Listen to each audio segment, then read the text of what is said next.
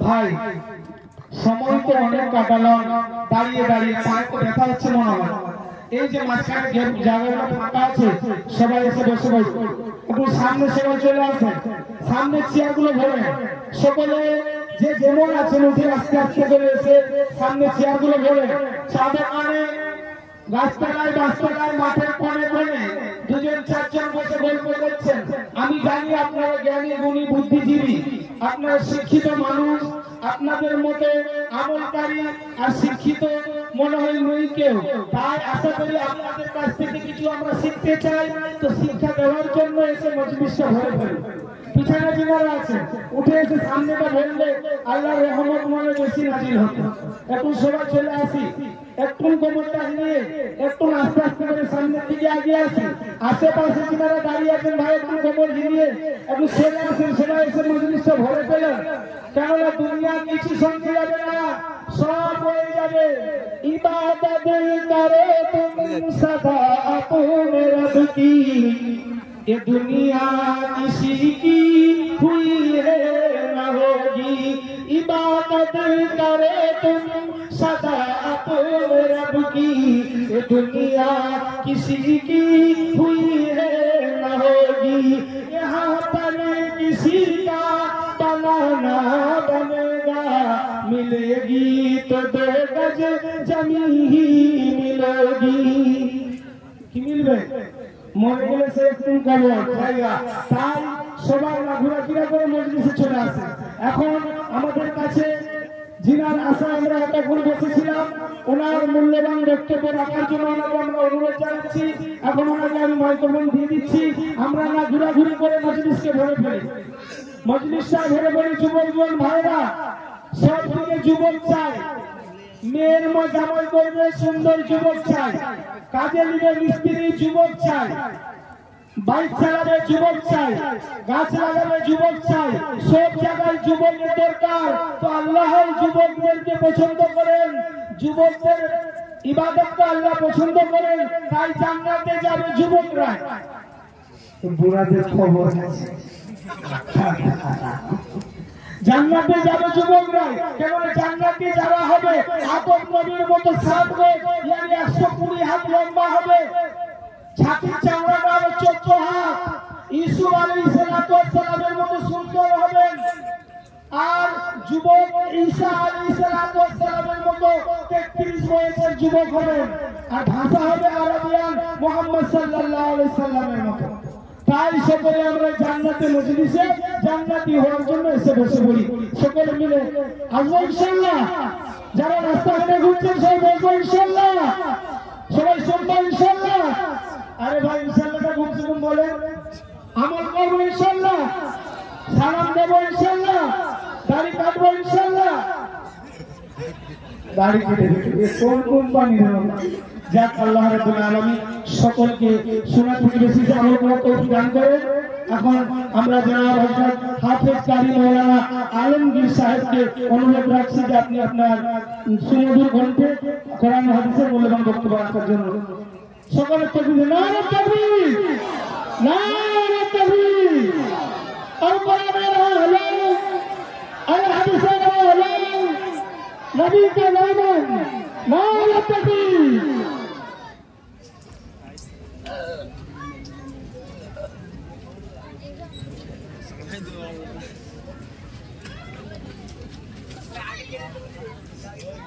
আসসালামু আলাইকুম। মজলিসে কি জনাব 20 বসে আছে মনে হয়, 20-30 জনাব নাই। এই মজলিসে যদি সালামের উত্তরটা হতো মনে হতো টিভি টাওয়ার মাঠ কম্পিত হয়ে যেত। তার মানে আপনাদের আলেমদের প্রতি ভালোবাসা মনে হচ্ছে না। আসসালামু আলাইকুম। ভাই এটা হলো দিনী মজলিস, এই মজলিসের আদব রক্ষা করতে হবে। কিন্তু আমি আপনি আজকে জলসা দিয়েছি, টাকা পয়সা খরচ করেছি, যে চায়ের দোকানে আড্ডা দেবো, ফারিস্তা কিন্তু সেদিন তোমাকে ধরে নেবে। টাকা তুলেছ, টাকা বক্তাদেরকেও দিয়েছ, বিরিয়ানি কোরমা পোলাও খেয়েছো, সবকে খাইয়েছো, বলো কিসের জন্য টাকা তুলেছিলে, কি আমল করেছিলে? তখন ফেরেশতাকে বলবে, আল্লাহর ফেরেশতা, অনেক বন্ধু বান্ধব জুটেছিল, একটু চা পানি করাতে ছিলাম, তখন কোরআনের কথা হাদিসের কথা শোনার দিকে আমার আর ধ্যান ছিল না। ফেরেশতা বলবে, খোদার বান্দা, তোর দিকেও এখন আর আমার ধ্যান নেই, আমার ধ্যান গেলে তোকে টেনে নিয়ে যে লাল ঘরে ঢোকাবো, অন্যদিকে আমার ধ্যান নেই।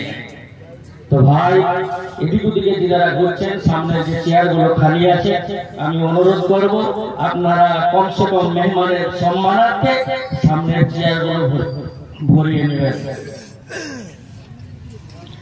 আলহামদুলিল্লাহ الحمد لله نحمده ونستعينه ونستغفره ونؤمن به ونتوكل عليه ونعوذ بالله من شرور أنفسنا ومن سيئات أعمالنا من يهده الله فلا مضل له ومن يضلله فلا هادي له ونشهد أن لا إله إلا الله وحده لا شريك له ونشهد أن سيدنا ومولانا محمدا عبده ورسوله.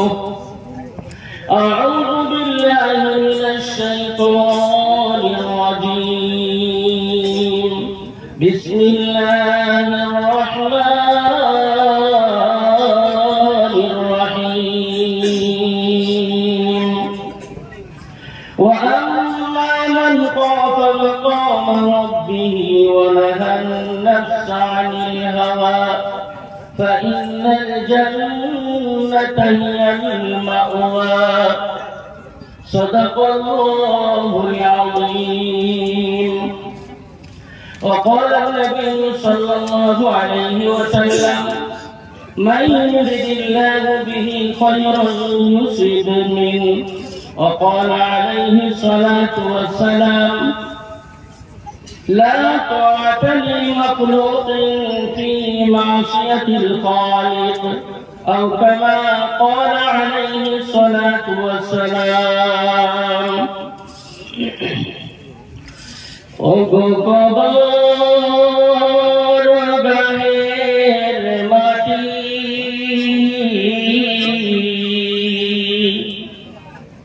দুনিয়ার সব মায়ার পিছনে তোমায় জেনেছি কাটি। কবে তুমি হাই ডাক দিবে মোরে তোমার শীতল কোলে,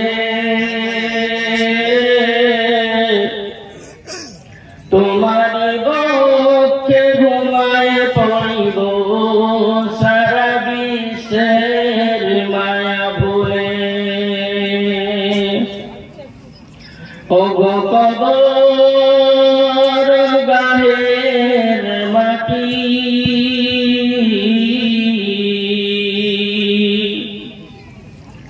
দুনিয়ার সব মায়ার পিছনে তোমায় জেনেছি কাটি।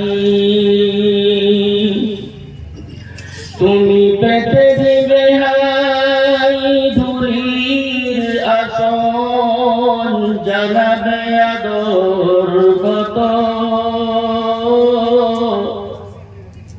তোমারি বক্ষে ঘুমায় পড়িব চিরজনমের মতো। ও কবর গায়ের মাটি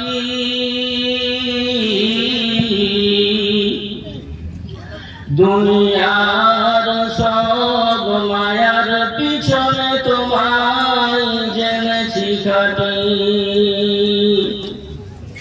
রবে না সেদিন পিতার আদর, মায়ের স্নেহের কোল, বন্ধু স্বজনের দুনিয়ার শিশুদের কলরব দিবে যেদিন আজাদ মোদের আসবে সেদিন বুঝে কেমন করে মোদের চিরজীবনটা অবহেলায় কেটে গেছে ও গো কবর গানের মাটি দুনিয়ার সব মায়ার পিছনে তোমায় জেনেছি খাটি আল্লাহুম্মা সাল্লি আলা মুহাম্মাদ ওয়া আলা আলি মুহাম্মাদ কামা সাল্লাইতা আলা ইব্রাহিম ওয়া আলা আলি ইব্রাহিম ইন্নাকা হামিদুম মাজিদ اللهم بارك على محمد وعلى آل محمد كما باركت على إبراهيم وعلى آل إبراهيم إنك حميد مجيد আজকের জলসার উপস্থিত সভাপতি মহাশয় মঞ্চের সম্মুখীন উপবিষ্ট বয়োজ্যেষ্ঠ বয়োকনিষ্ঠ জ্ঞান পিপাসী ভ্রাতৃবৃন্দ মঞ্চের উপবিষ্ট আলেম ওলামা কেরামগণ পর্দার অন্তরালের অবস্থানগতা শ্রদ্ধেয়া সম্মানীয় মা ও বোনেরা সকলকে আমি আমার অন্তরের অন্তঃস্থল থেকে সকলকে জানাই সালাম শুভেচ্ছা প্রীতি। আজকে আল্লাহ রাব্বুল আলামিন আমাদের দুটি কয়েক মানুষকে কিছু সংখ্যক মানুষকে এই মজলিসে আসার তৌফিক দান করলেন আর কিছু মানুষ আছে যাদেরকে আল্লাহ রাব্বুল আলামিন তৌফিক দেন নাই তারা আসতেও পারে না পারবেও না। তো মহান রব্বুল আলামিনের দরবারে আমরা কিছু সংখ্যক মানুষ মিলে 10 মায়ের 10 সন্তান সকলে মিলে উচ্চস্বরে আমরা আল্লাহর শুকরিয়া আদায় করে বলি আলহামদুলিল্লাহ।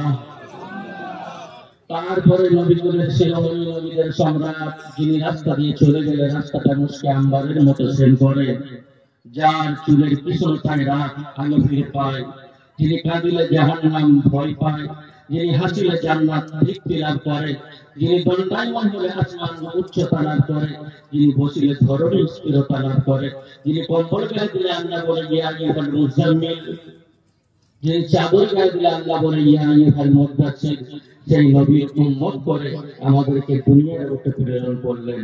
সেই নবীর শানে আমরা একবার দরুদ পড়ি, বলি সাল্লাল্লাহু আলাইহি ওয়াসাল্লাম। এই দরুদটা তো জানেন কমসে কম সাল্লাল্লাহু আলাইহি ওয়াসাল্লাম, আল্লাহুম্মা সাল্লি আলা মুহাম্মাদ, আল্লাহুম্মা বারিক আলা মুহাম্মাদ যদি না জানেন এটাও তো করতে পারবেন না। নবীর নামে দরুদ পড়াটাও আপনাদের কঞ্জুসি। নামাজে পড়া হয় দরুদ ইব্রাহিম, 2-4 জন পড়ছে বা 2-5 জন পড়ছে, বাকিদের ঠক সেলাই, কারণ তারা তো নামাজের ধারে পাশেই যায় না। তারা ভেবে নিয়েছে আমাদেরকে মরতে হবে না, তারা ভেবে নিয়েছে আমাদেরকে কবর করে যাত্রী আমরা নয়। যারা দাঁড়িয়ে রেখেছে, যারা মাথায় টুপি দিচ্ছে, যারা নামাজ পড়ছে তাদেরকেই মরতে হবে। যারা নামাজ পড়ে না আর যারা দাঁড়িয়ে রাখে না, টুপি পড়ে না, তাদেরকে মরতে হবে না। তাই তো হয় কেন? মেদিনীপুর টাউনের মানুষ খুব সচেতন, আমরা নয় প্রত্যন্ত গ্রাম এলাকার ছেলে। আপনার যে শহরের মানুষ আপনারা তো বহুত সচেতন, কিন্তু আপনাদের সচেতনতা দেখে আমার মনে করে ভয় লাগছে। মনে করেন না যে মৌত আমাকে অ্যাটাক করতে পারবে না? মনে করেন না আজকে আমি মরণের ভয়ে চলে যাবো, আমি এখানে বাস করি আকলসানগরে মেদিনীপুর টিপতলার মাঠের কাছে, চলে যাবো আমি কলকাতাতে, ওইখানে যদি আমাকে অ্যাটাক করতে আসে আমি আবার চলে যাবো দিল্লিতে, ওইখানে অ্যাটাক করতে আসলে ফ্লাইট করে চলে যাবো আমি দুবাইতে। কিন্তু বন্ধু না, আত্মীয়ুল মজবুত কিতাবের ভিতরে বিখ্যাত দার্শনিক ইমাম গাজ্জালি রাহমাতুল্লাহ আলাইহি লিখেছেন, এইরকম একটা মজলিস হচ্ছে, একজন আল্লাহর ওলি ওই মজলিসে বসে বসে বয়ান করছেন। হঠাৎ করে একজন অপরিচিত ব্যক্তি তার আগমন হয়ে গেল এই মজলিসে। চতুর্দিকে সে তাকিয়ে তাকিয়ে দেখছে যে এই মজলিসের মধ্যে সেই ব্যক্তিটাকে খুঁজছে। ওই আগন্তুক ব্যক্তি যিনি ছিলেন অপরিচিত ব্যক্তি, তিনি ছিলেন হযরতে আজরাইল আলাইহিস সালাম। এমন কড়া নজর দিয়ে ওই ব্যক্তির দিকে তাকিয়েছে, তার ভিতরে পানি শুকিয়ে গেছে। সঙ্গে সঙ্গে তখন বলছে, হুজুর জাহাপানা, আপনার বায়ান চলাকালীন একজন মানুষ এসে প্রবেশ করেছিল, আপনি কি তাকে দেখেছেন? বলল, হ্যাঁ দেখলাম, এসেছিল, কিন্তু এখন তাকে দেখতে পাইলাম। বলে, হুজুর আমার বড় ভয় লাগে, আমার যেন মনে হচ্ছে ওর চামড়াটা আজরাইলের মতো আমাকে লাগলো। আপনি তো আল্লাহর ওলি, আমার আল্লাহ তো কাদের কুদরত, আপনি আল্লাহর কাছে দোয়া করেন আমি অমুক দিকে আমাকে পৌঁছাইয়ে দেন। তো নাছড় মুরিদ আল্লাহর বান্দা যখন ছাড়ে না, পীর সাহেব তখন দোয়া করলেন। দোয়া করা মাত্র আল্লাহ রাব্বুল আলামিন তাকে হাওয়ার দ্বারা বাতাসের গতিতে ওই দ্বীপে পৌঁছে দিয়েছে। দ্বীপে যখন যায়, মালাকুল মউত যে খুঁজতে খুঁজতে এসেছিল আল্লাহর ওলির দরবারে, সেই দ্বীপে যাওয়ার সাথে সাথে জানটাকে কবজ করে নিয়ে আবার আল্লাহর ওলির দরবারে এসে হাজির হয়েছে। আল্লাহর ওলির দরবারে ঢোকা মাত্র আল্লাহর ওলি বলছে, ভাই তুমি কে বলো? বলে, কেন কি হয়েছে? বলে, আপনার চোখের চাউনির কেন এত দাম? আপনার চোখের চাউনিতে মানুষ কেন এত ভয় পায়? তখন আল্লাহর ওলিকে বলছে, আল্লাহর ওলি গো, আমি দুনিয়ার কোনো মানুষ না, দুনিয়ার কোনো মানুষ না, আমি হলাম মালাকুল মউত। আমার আল্লাহ পাঠিয়েছে, আমার আল্লাহ যখন সেই ব্যক্তির জান কবজ করার জন্য আমাকে একটা চিরকুট দেয়, তার নামের পাশে তার ঠিকানাটা আমার আল্লাহ লিখে দেয়। আমি যখন দ্বীপে দিয়ে খোঁজাখুঁজি করলাম, ওই বান্দাকে দেখতে পেলাম না। আমি খুঁজতে খুঁজতে খুঁজতে খুঁজতে আপনার দরবারেতে এসে আমি হাজির হলাম। বলে, তারপরে? বলে, আমি হাজির হওয়ার পর দেখলাম ওই ব্যক্তি সেই। তো তার দিকে এমন কোরআন নজর দিয়ে আমি তাকালাম, কেন আমি জানি আমার আল্লাহ তো কাদের কুদরত। তা না হলে কিতাবের মধ্যে এসেছে ওই রাস্তাটা, একটা রিওয়ায়েতে এসেছে 8 দিনের রাস্তা, আরেকটা রিওয়ায়েতে এসেছে 1 মাসের রাস্তা। কেমন করে সে পৌঁছাবে? আমার আল্লাহ যদি চায়, আল্লাহ তো কাদের কুদরত, ওই জায়গায় পৌঁছে যাবে। তো আমি তার জান কবজ করে এখানে এসেছি। ওরে আকল সমাজের মুসলমান, তুমি মনে মনে ভাবো না তোমাকে মৃত্যু অ্যাটাক করবে না, তুমি মনে মনে ভাবো না আজকে আমি জলসার মজলিসে যাব না। এই মজলিসটার এত দাম আমার ভাই, আল্লাহওয়ালা আল্লাহ নবী সাল্লাল্লাহু তাআলা আলাইহি ওয়াসাল্লাম বলছেন, এই ময়দানটা এখন টিভির ময়দান নয়, এই ময়দানটা হলো জান্নাতের বাগান। বলুন সুবহানাল্লাহ। এই ময়দানে যদি তুমি এসে বসতে পারো, আখেরি মুনাজাত পর্যন্ত যদি তুমি এইখানে থাকতে পারো, আমার আল্লাহর পরিচয় নিয়ে তুমি বাড়ি যেতে পারবে। এই মজলিসটার দাম কত শুনে নাও রে আকলসানগরের মুসলমানেরা। এই মজলিসটার চতুর্পাশে আল্লাহর ফেরেশতারা একের উপর কাঁধের উপর কাঁধ দিয়ে দাঁড়িয়ে দাঁড়িয়ে আল্লাহর কাছে গিয়ে হাজির। আমার আল্লাহ রাব্বুল আলামিন বলছে, ও ফেরেশতা বলো বলো, তোমাদের এমন অবস্থা কেন? তোমরা বলো কি হয়েছে, এমন ভাবে কেন আমার কাছে এসে দাঁড়িয়েছো বলো। ফেরেশতারা তখন বলবে, আল্লাহ এই অত্যন্ত শীতের মাঝখানে কিছু সংখ্যক মানুষ, যেখানে কোরআনের কথা হতেছিল, হাদিসের কথা হতেছিল, দ্বীনের কথা হতেছিল, তারা ওই মজলিসে এসে বসে আছে। তারা চাতক পাখির মতো আলেমদের মুখের দিকে তাকিয়ে আছে, তাদের মুখের কথাগুলো শুনছে, আর তাদের হৃদয়টা বিগলিত হচ্ছে। আমার আল্লাহ রাব্বুল আলামিন তখন বলবেন, ফেরেশতা বলো, এদের কি ঘুমানোর কোনো জায়গা নাই? না এদের ঘর বাড়ি নাই, থাকার মতো কোনো জায়গা নাই? ফেরেশতা তখন বলবে, আল্লাহ ঘুমানোর জায়গা নাই, এমন মায়াদের ঘুমানোর জায়গার অভাব নাই, থাকার জায়গার অভাব নাই। বলে তারপরে নাই মজলিসে গেলে এসে বসলো, বলে ওগো আল্লাহ তোমার ভয়ে, তোমার ভালোবাসাতে, তোমার নবীর ভালোবাসাতে ওরা এই মজলিসে এসে বসেছে। আমার আল্লাহ রাব্বুল আলামিন ফেরেশতাকে বলবে, ও আমার ফেরেশতা তোমরা সাক্ষী থাকো। ওই বান্দাদের নামগুলো যদি গুনাহের খাতায়, জাহান্নামের খাতায় লেখা থাকে, ওদের নামগুলো কেটে দিয়ে তুমি জান্নাতি বান্দাদের খাতায় লিখে দাও। তারপরও আমাদের মানুষ মজলিসের বাইরেই থাকবে, তার কারণ জান্নাতে তো আশা নাই। যে আয়াত পড়ছিলাম, আম্মা মান খাফা মাকাম রাব্বিহি ওয়া নাহাল নাফসা। আজকে মুমিন মুসলমান আমার আপনার অন্তরে যদি আল্লাহর কাঠগড়ায় দাঁড়িয়ে, আমি আল্লাহর আদালতে দাঁড়িয়ে আমাকে যদি জবাবদিহিতার ভয় আমার অন্তরে থাকতো, তাহলে আজকে আমি আপনি মুমিন মুসলমান কখনো অন্য কোনো জায়গায় যেতাম না। এই ভয়টা যদি থাকতো, আর ওই ভয় করে যদি তুমি আমল করো, তাহলে তুমি জান্নাতুল মাওয়া পেয়ে যাবে। দুনিয়ার লাইনে যদি একটা দুনিয়ার কোনো কাজ করতে গেলে দুনিয়ার লাইনে বড়দের পিছনে সময় দিতে হয়, হয় না? হয় না? একজন ডাক্তার যদি সে ডক্টরেট করে আসে, সে যদি এফার্স লন্ডন হয়ে আসে, কিন্তু তাকে একজন অভিজ্ঞ ডাক্তারের পাশে বসে, একজন অভিজ্ঞ ডাক্তারের স্বর্ণকর্মা হয়ে তাকে ট্রেনিং নিয়ে তবে সে ইঞ্জেকশন দিতে পারবে। শুধু সার্টিফিকেট থাকলে ইঞ্জেকশন দিতে পারবে না। একজন ইঞ্জিনিয়ার যদি সে পড়ে পাস করে আছে, একজন ইঞ্জিনিয়ারের পিছনে অভিজ্ঞ ইঞ্জিনিয়ারের পাশে থেকে তাকে ট্রেনিং নিয়ে প্র্যাকটিক্যাল করতে হবে, তবেই সে বড় হতে পারবে, তা না হলে করতে পারবে না। দুনিয়ার লাইনে যদি তোমাদের পিছনে সময় দিতে হয়, তাহলে আখিরাতের লাইনে বড় হতে গেলে বড়দের পিছনে সময়টা দিতে হবে।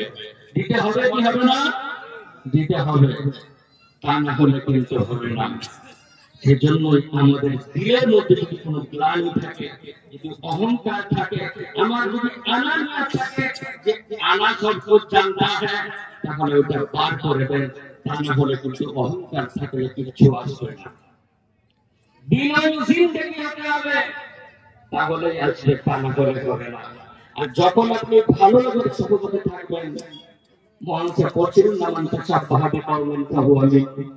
যখন আপনি ভালো লাগবে সহবতে থাকবেন, আল্লাহওয়ালাদের সাথে থাকবেন, আল্লাহওয়ালাদের সহবতে থাকবেন, নেককার মানুষের যখন সহবতে থাকবেন, আলেম ওলামাদের সহবতে যখন থাকবেন, অটোমেটিক তাদের সহবতে থাকতে থাকতে আপনার অন্তরটা আল্লাহর ভয়ে বিগলিত হয়ে যাবে।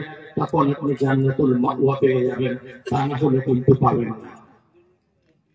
ভালো লাগার সহবত পেতে গেলে ভালো লাগার সাথে তোমাদের থাকতে হবে। আল্লাহ নবী সাল্লাল্লাহু তাআলা আলাইহি ওয়াসাল্লাম বলেছেন,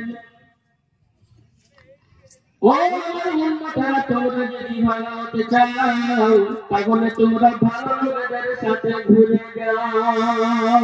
আর যদি ভালো না হতে চাও, তাহলে আমার শাফাত কিন্তু সেদিন পাবে না। কেন নবী পাক সাল্লাল্লাহু আলাইহি ওয়াসাল্লাম রে বাবা, আজকে মুসলমান বলে দাবি করি, আমার নবীর সুন্নতের খবর আমরা রাখি নাই। আজকে মুসলমান বলে দাবি করি, নবী জীবন বাঁচাই, নামাজ অবস্থায় উম্মতকে ছেড়ে গেল, উম্মত কিন্তু মসজিদের ধারে পাশে যায় নাই।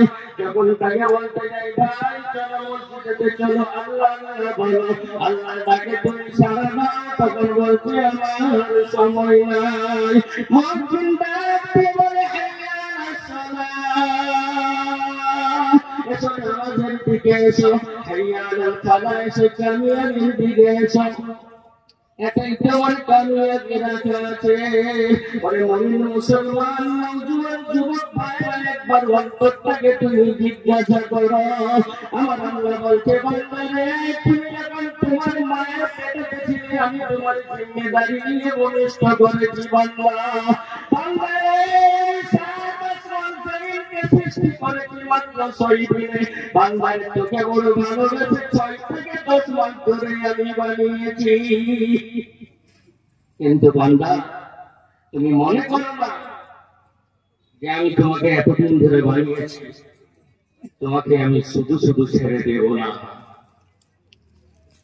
তোমার কর্ম যদি তুমি না করো তাহলে তোমাকে আমি জাহান্নামে নিয়ে তারপরে তোমাকে আমি ছাড়বো, তা না হলে কিন্তু ছাড়বো না। সেজন্য মুমিন মুসলমান ভাই, আমার নবীর অক্লান্ত পরিশ্রমের পরে আজকে আমার মাথায় টুপি উঠেছে, আপনাদের মাথায় টুপি উঠেছে। আজকে তবে আমরা বলতে পারি লা ইলাহা ইল্লাল্লাহ, তা না হলে কিন্তু আমরা বলতে পারতাম না। সেই নবী পাক সাল্লাল্লাহু আলাইহি